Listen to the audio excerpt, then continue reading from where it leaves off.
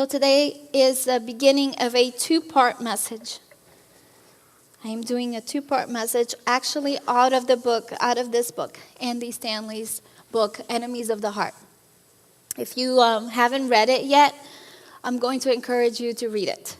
Especially if I hit on any of the subjects that you feel like you need to know more of, or you need to dig deeper into. So again, Enemies of the Heart. I encourage you to read it. It's also free through the library. They have an audiobook app called Hoopla. Here's my plug-in for Hoopla, Hoopla, Hoopla. And you can listen to these books for free. So if you have a library card, that's how I get a lot of my knowledge when I'm doing the dishes, guys. Because I have children and the dishes never end. So I'm going to start with a question. What would you say is your number one goal in this life? Oh, I'm sorry, the kids. If you have children between the ages of 8 and 12, I know they're heading back. You can go to the back. Catherine is in the back, and they have their own class, so I know they were heading. Okay, they're gone. What would you say is your number one goal in this life? Like if you think about it for a minute, your number one goal. And if you came here this morning, let me ask you, why did you come here this morning? Why did you come to church? And some of you I know are thinking, well, because I love God. Yes, you may love God. Some of you are thinking, well, I like some of the people in here. So yes, that's a good reason to come to church. But some of you are thinking, well, there's free coffee and donuts. How could I pass that up? And I know some of you are going, there's donuts? Where's the donuts? It's out there in the lobby, guys. Free coffee and donuts. Yes, that is also a good reason. But if we dig a little deeper, and if you trace back what do you really want in life, I think most of you would agree that the thing that we want most in life is to be happy. Right? We just want to feel happy. We just want to be happy. And you know, I'm going to pose this in a different way. Yes, we want happy. And some of us go, well, but we want truth. Well, true. Well, we want truth if truth aids in happiness. Right? We kind of want truth. But let me pose it in a different way. What if the happiness you're looking for, is under a pile of something else? What if the happiness you're searching for is actually hidden on the pile of something else? See, have you ever been surprised? Have you ever been surprised about a reaction you've had? Have you ever been in this exchange, or you're doing something and all of a sudden you had this reaction to something and you're like, that wasn't me. What just happened? Have you ever been surprised about a reaction? I have. See, more than I'd like to admit to, usually the person who gets the brink of my surprised reaction is Maya. Because she's 6, because she's close, because there's a certain familiarity, right? There's vulnerability. Maya's my 6-year-old daughter. And one time, not too long ago, I remember just kind of lashing out at her.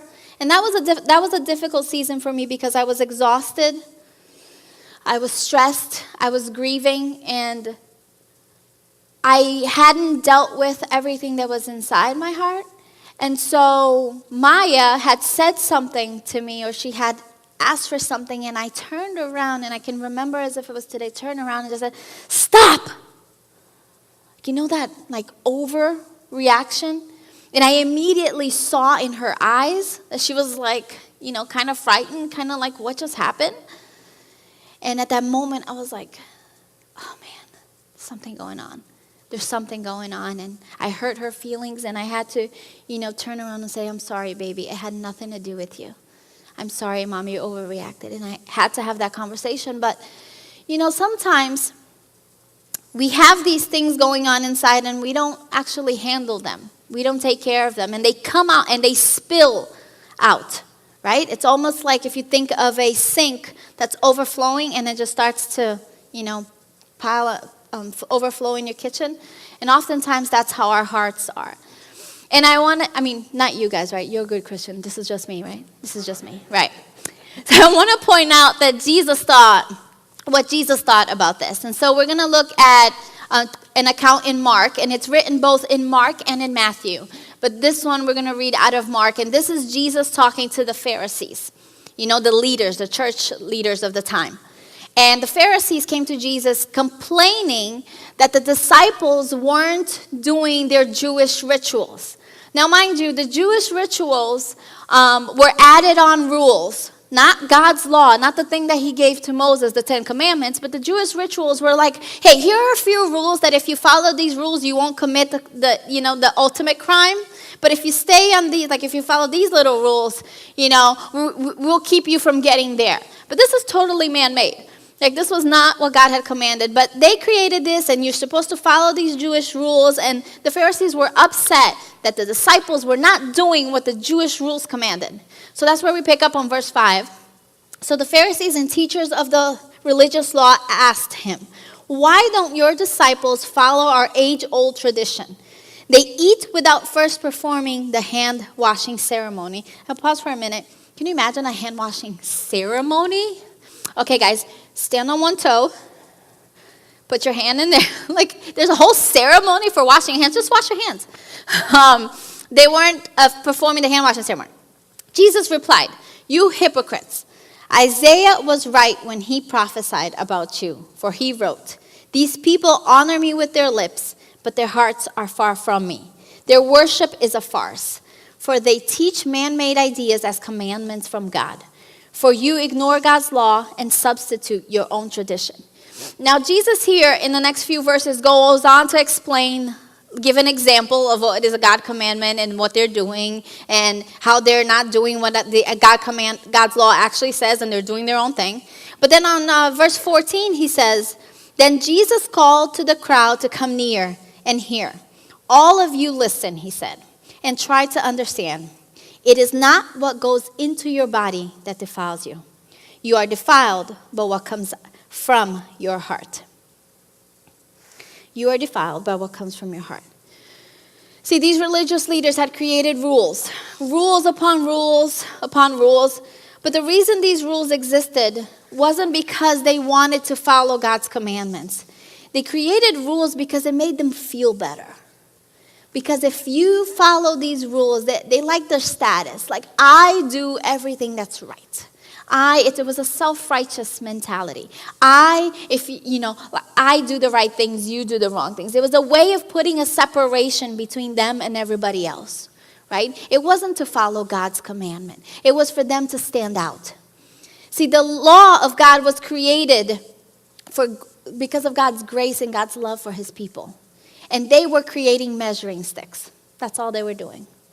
Now, everything about the Pharisees was deceitful, but what was the worst? It was their heart. And as we look through scriptures, as we look through Jesus and his journey on earth, you will notice that the thing that Jesus was most concerned with was heart. The thing that he was most concerned with was the people's heart. How are you doing inside? And that's what we're focusing on today. What is going on inside you? Not what you're doing, not what, how you're trying to behave or how many times you do this or you do that. But in seriousness, how's your heart? What's going on the inside? See, the Pharisees' heart was clogged up. It was polluted. And much like a natural heart, right? If you think of our natural heart, when the heart isn't pumping correctly, or when it's clogged up, or when there's something wrong with our heart, all of that spreads into the entirety of our life, correct? So if we have a heart issue, that means that we have a whole body issue, right? We have a whole person issue. And the Bible says the same thing about our spiritual hearts. It says the same thing about our emotional hearts. It says in Proverbs 4:23 that we are to guard our hearts above all else, for it determines the course of your life. Or, guard your heart above all else, for it determines you're happy. Guard your heart above all else. See, an ill heart will cost you your life. Both a physical heart and a spiritual heart. It will cost you. And as children, unfortunately, we are not taught to monitor our hearts. We're taught to monitor our behavior. right? So, I mean, I don't know about you parents in the room, but when your child does something wrong, do you look at it and say, my dear, what's going on in your heart? Is that what you say to them? I mean, I go, stop! Stop doing that. Please don't do that. Please don't. Right? If your children is doing something wrong, you're going immediately to their behavior. Like behavior modification. Right? But the reality is that most times, the outward behavior is coming from something inside. Now, again, if you have children, you know that when a child is acting up continuously, there's something going on inside.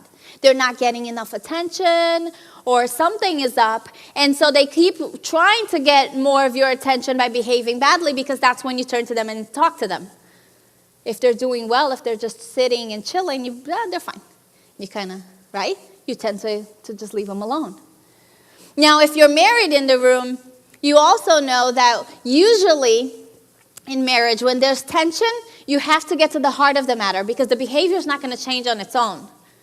Right? Right, wives? You know that if you want something to change, you have to ask a few questions, and you have to get to the why, and you have to talk about it.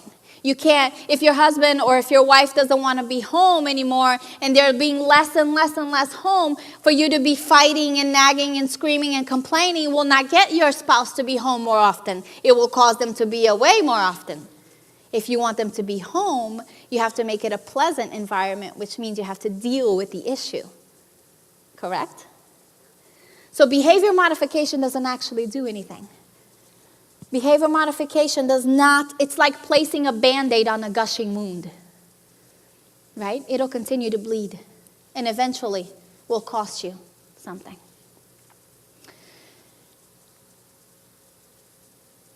Today, I want to focus on 4 enemies of the heart. 4 things that left unchecked will cost you the health of your heart. And I'm going to encourage you to come back next week, because I will give the solution to them. But today, I am presenting you with the issues. Make you feel really great when you go home. How about that? But here's the good news. God never exposes a wound to leave it open. Okay? He never exposes a wound to just leave you to deal with it. He wants to deal with it. So if anything shouts or anything rises in your heart, let me just encourage you. He wants to deal with it. He wants to help you clean out that wound and make it whole again. So we are going to expose the darkness so that Jesus can bring in the light. The first darkness that lodges itself in our heart is guilt. Guilt. And guilt says, I owe you. Right? Guilt is, it can be viewed kind of like as a theft, as you stole something from someone. It can be perceived as a theft. And let me explain that. Imagine a husband or a father who leaves his family because he fell in love with someone else. Right? He abandons his family. He walks away. He abandons his family and he joins another family, or he joins another woman. And the wife is left with what was taken from her. The wife lost maybe financial security was stolen from her. Maybe her first marriage was stolen from her. Maybe her ability to stay in their house, right? Their ability to have a home maybe was stolen from her. I mean, her reputation maybe as a wife was stolen. Now think about her children. Her children lost their father. So their father was stolen from them, and everything that it means to have a father in a home, something was taken from them. So consider this, that the person who stole, the debtor, is in debt to the people that he stole it from, right? So he lives in this state of I owe someone. He perceives that he has done something wrong and I owe. And that is an enemy in the heart. As long as you live in that place where you owe somebody something, right, you're trapped. You're trapped. Think about a person who borrows money. Think about that relationship. When you borrow money from someone and you see that person again and you haven't paid your debt yet, isn't that uncomfortable? It feels off, like I owe you. And there's this sense of I know I owe you, you know I owe you, and it's uncomfortable. That relationship is uncomfortable. And Proverbs 22:7 says that the borrower is slave to the lender. And so guilt does that. Guilt makes you a slave to someone, to something, right? And so one of the enemies of our heart is guilt. If you have anything in you that makes you feel guilty, that is an area that God wants to deal with. A second enemy of the heart is anger, right? Now, anger says you owe me. Anger is when you don't get what you want or what you think you deserve. So, ladies in the room, I'm going to give you an example. So, let's say you are an amazing employee and you have this fantastic job and you do your work and you do it well, and you know what, your boss even notices and he tells you, you are doing a great job, you're the one up for promotion next. Like, you have paid your price, you have come in early, you have done everything, like you're the next one up for promotion, right? So you're excited because you go, okay, I'm doing it, I'm coming, like I'm doing the work, I'm up next. Then the promotion comes available and he gives it to the other guy just because he's a guy. Now, I know most of my ladies in the room are like, right? Girl power. Come on, girls. You know, your boss gives it to the other guy because he's a guy. Really. No other reason than, so you're angry. And justifiably, right? You're angry. So the topic is not how sexist that was and how, that was wrong. That's not the topic today. The topic is you're angry, and what happens is you feel like he owes you something. He owes you the truth. He owes you the job. He owes you the pay raise. He owes you. But here's the thing about anger. Hurt people hurt people.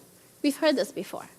And when we have anger that's lodged in our hearts, we are inevitably going to hurt other people. Because that's what we feel, and that's what comes out. Remember, our life proceeds from what's inside our heart. So, the sadder part about this when we hurt people, the sadder part is that the people that get the biggest brink of that is the people that are closest to us. So not only do we hurt people, but we love the ones we hurt the ones we love the most because they're around. Because there's intimacy. Because sometimes you don't put your walls so high when you're around those, right? You tend to relax when you're around those that you love. And so what that means is that you hurt them more than anybody else. The people that you don't want to hurt. Now think again about that family that I talked about where the father left them. Think about his children who now are angry because they don't have a father. How will they grow up? What will they grow up doing? Right? Because they're hurt inside. Pain often causes anger. And it causes more suffering. So here's the sad part about anger as well. That often anger too, guys. Often anger hides behind, but you don't know what I've been through. But you don't know my story. I actually have a reason to be angry. I actually have a terrible, horrific story. You don't know what has happened to me, so you hide behind this anger, right? Because you do have a story. But let me tell you something. I'm not minimizing your story. But can I ask you, how long will you allow the person who hurt you to continue to hurt you? How long will you allow that story to be everything in your life?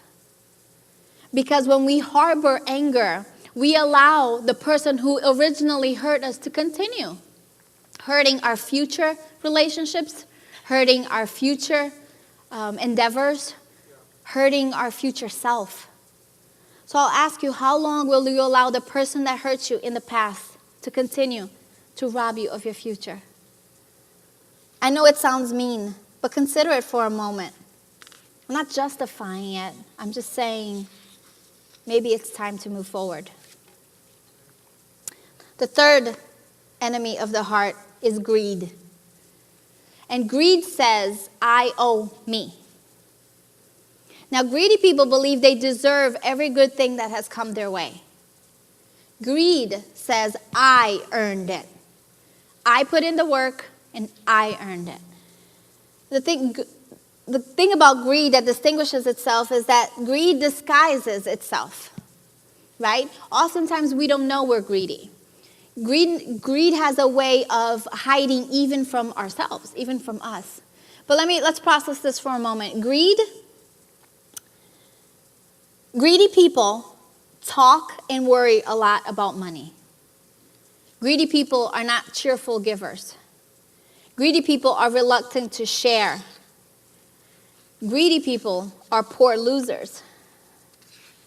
Greedy people talk as if they have just enough to get by. Greedy people aren't content with what they have. Greedy people won't let you forget what you've done for them. And greedy people attempt to control you with their money. So here's the thing about greed. Greed is not a rich people problem. Oh, I don't have any money, so I'm not greedy. I don't have any. Greedy is not a rich people problem. Greedy is a heart problem, right? And it's a problem, and it's an idea that says, I have earned it, I have to keep it, right? Greed is driven by fear that what happens if I lose it? I've worked so hard to get here. I have done so much to get here. What happens if? Greed is driven by the fear of the what ifs. And let me tell you a story. I had an aunt. I still have that aunt. I have an aunt who, when I was little, I remember going to visit her house, and I was about 9 or 10 years old, and I went to visit her. And she had this living room that was like untouchable, right? You couldn't go in as kids. Yeah, like you couldn't go in there. But my cousins and I were playing, and they were the record player. Don't think of how old I am. Don't do the math. The record player was playing the music that we wanted in that living room. So we had to go in to like change the songs. And I remember she wouldn't let us in. But it wasn't just that she wouldn't let us in, but she wouldn't let anyone in. Like that room was sacred, and it was like nobody touch it. And eventually, sadly enough, that she got divorced and she moved, and the house was not even hers anymore. She didn't have the living room anymore. But I wonder how many people she also didn't have. Because greed places things over people, right? On the opposite end, I have a friend who had this very expensive piece of equipment, a camera that was like, I don't know, $2,500, $3,000. And one day I saw her hand it to my daughter who was 2.5. And I was like inside going, no, she's going to break your camera. But it was a heart thing, right? She's like, this is just a thing. I love her more than I love a thing. See, greed says things are more important than people, right? But God says people are more important than anything. So greedy people have it out of balance. They rely on themselves more than they rely on the God who gives everything. They rely on themselves. Greed has a tendency to look inward. It's I owe me, right? And the last enemy of the heart that I'm talking about today is jealousy. And jealousy says, God owes me. That's a tough one, right? When we think of jealousy, we don't think of God.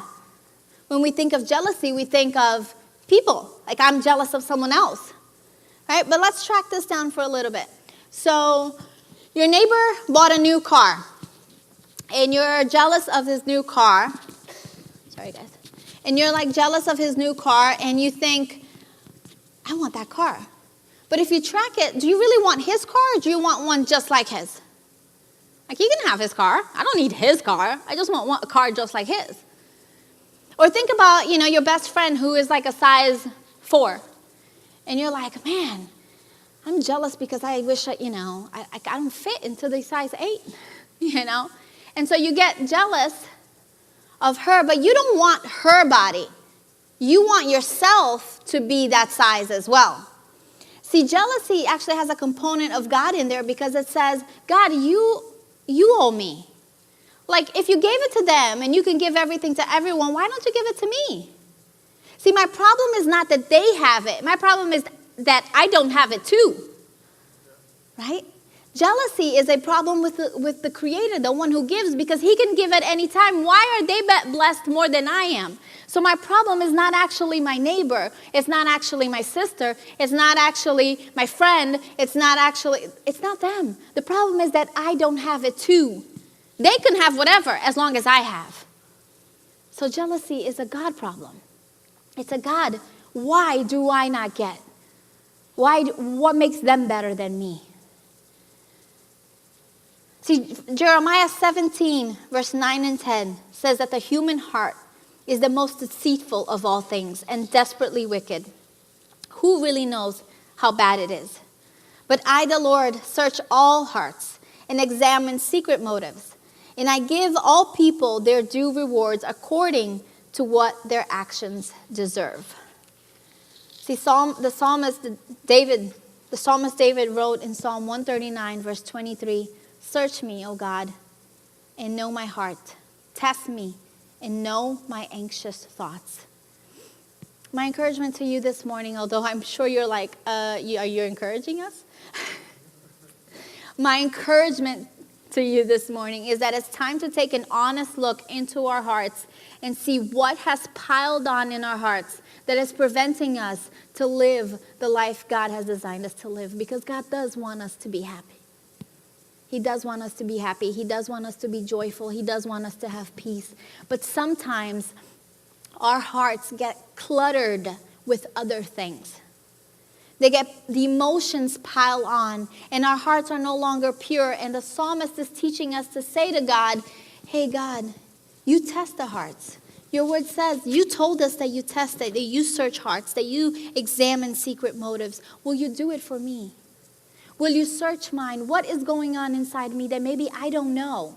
That maybe I haven't noticed, that maybe I haven't paid attention to lately.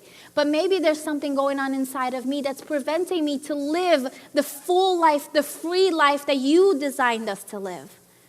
See, these 4 things can actually keep you from the life God designed you to live. They can keep you stuck. They can keep you stuck. And we're not meant to be stuck. We're not meant to live stuck. So I'm going to ask the ushers are going to bring down, because you thought you were done with school. You're not. You have homework. I love you guys. So the ushers are going to bring down a little piece of paper, and it's a tiny homework for you throughout the week. Because again, like I said, this is a 2-part message, and today is the confronting part. A little bit of housekeeping, right? Take a look inside and see what's going on inside. But there is a second part. There is the promise. Let me tell you what the promise is. God has given us a promise in Ezekiel 36:26. This is the promise. And I will give you a new heart. And I will put a new spirit in you. I will take out your stony, stubborn heart and give you a tender, responsive heart. It is God's will for your life that you live in freedom, that you have a tender heart, that you're really able to love people, that you're not living out of this gushing heart where like you're just reacting, but you're living a full life. That is God's intent for you. And He wants to give you a tender heart, which means a heart that is loving, a heart that is kind, a heart that does not carry greed, that does not carry guilt, that does not carry jealousy, that does not carry any of these enemies. That is the design for you. That's what God created you to be. And so the homework is a simple prayer. It's just a prayer. It's a prayer and a few minutes to spend with God and say, God, what's going on in me? What's going on? I want to live the full life that you have for me, but I know that I can't just work on behavior. Behavior modification does nothing. It's inward. It's heart transformation. It is a heart transformation. Every matter, everything is about the heart, and that's what Jesus is concerned with. I mean, look at his journey throughout the New Testament. He's always talking to people about what's going on inside. The rich ruler, it was a heart matter. The adulterous woman, it was a heart matter. It's always a heart matter. Our lives proceed from what's going on in our hearts, and so we must take a look at our hearts. We must actually sit down and go, what's going on inside? This life that I'm living, if I'm not satisfied with it, then the change has to happen inside. I'm going to ask you to stand.